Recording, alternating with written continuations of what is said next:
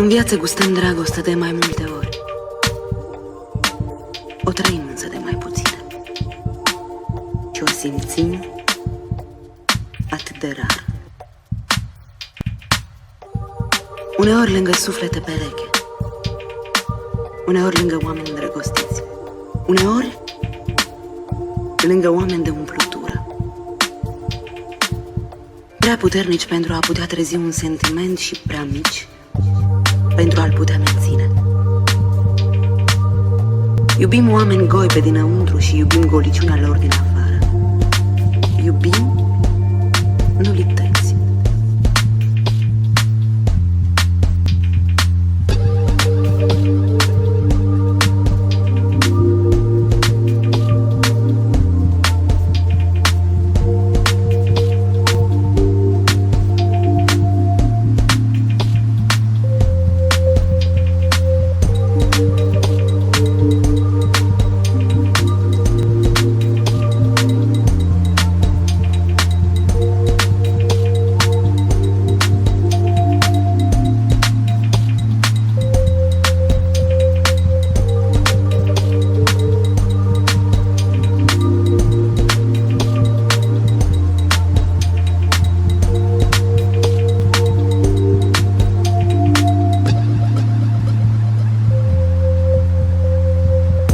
Ne detașăm de realitate, gândind o iubire utopică, doar pentru a supraviețui realității.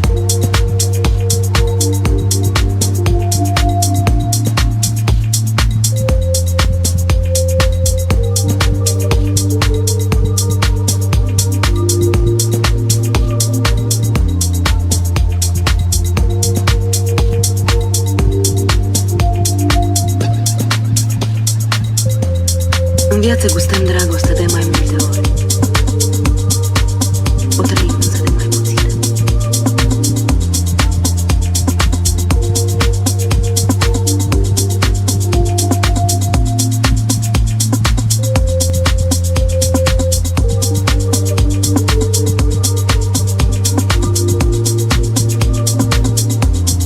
Uneori lângă suflete pereche, uneori lângă oameni îndrăgostiți, uneori lângă oameni de umplutură.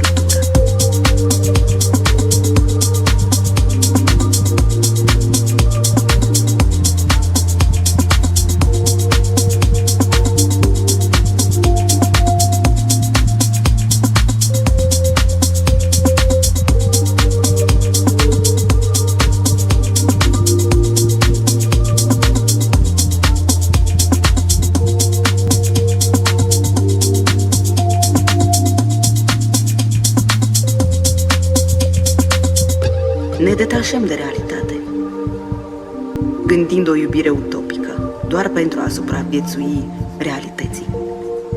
Iar realitatea e simplă. Cineva va trăda.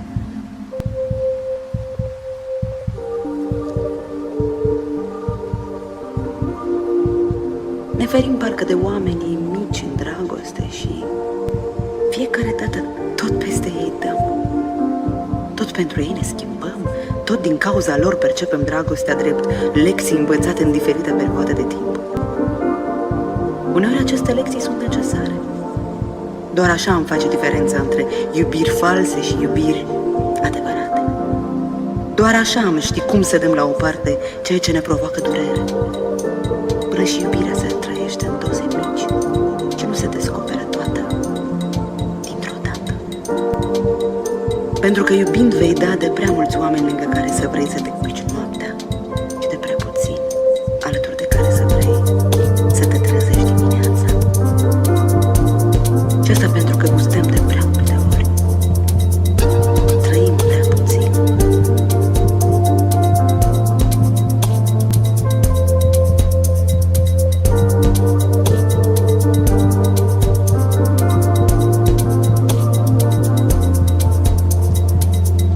Ne detașăm de realitate, gândind o iubire utopică, doar pentru a supraviețui realității.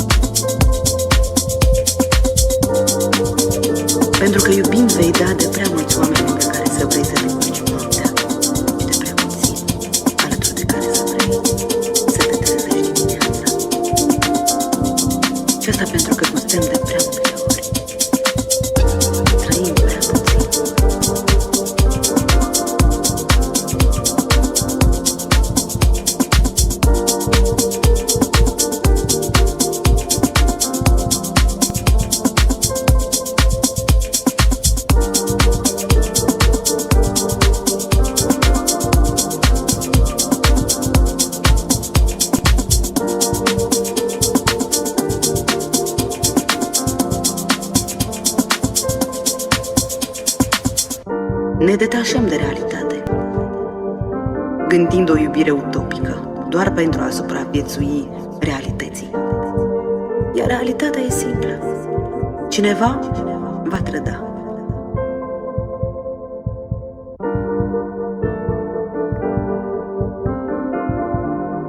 Ne ferim parcă de oamenii mici în dragoste și fiecare dată tot peste ei dăm. Tot pentru ei ne schimbăm, tot din cauza lor percepem dragostea drept lecții învățate în diferite perioade de timp. Uneori aceste lecții sunt necesare. Doar așa îmi face diferența între iubiri false și iubiri adevărate. Doar așa am ști cum să dăm la o parte ceea ce ne provoacă durere. Până și iubirea se trăiește în doze mici și nu se descoperă toată dintr-o dată. Pentru că iubind vei da de prea mulți oameni lângă care să vrei să te culci noaptea și de prea puțini alături de care să vrei să te trezești dimineața. Și asta pentru că gustăm de prea multe ori